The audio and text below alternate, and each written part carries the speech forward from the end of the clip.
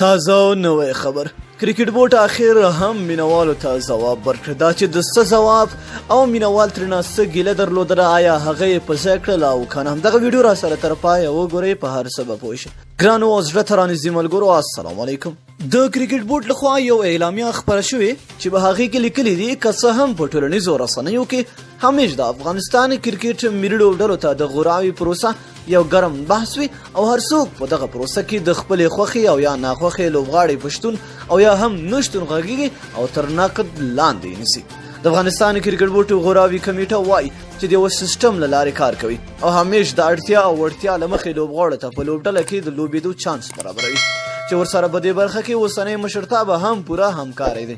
تر څو په تدریجي ډول د پخوانیو لوبغاړو ځای په افغان کرکټ ملي لوبډله لا ځوانو لوبغاړو ته پرېښودل شي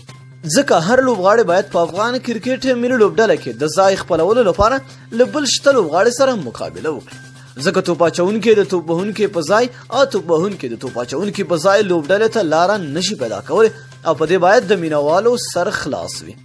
کرکټ مینوال باید په افغان کرکټ ملي لوبډله کې بدلون د اړتیا له مخې وغواړي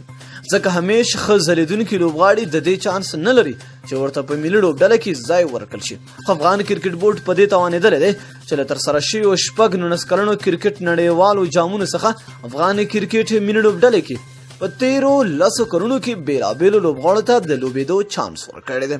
نو دوستانو تاسو د کرکټ بورډ دغه اعلامیې ته په کوم نظر ګورئ؟ لاندې په کمنټ کې خپل نظر موږ سره شریک کړئ. تر بیا بلې ویډیو د الله په امان په دعاګانو کې مې یاد ساتئ.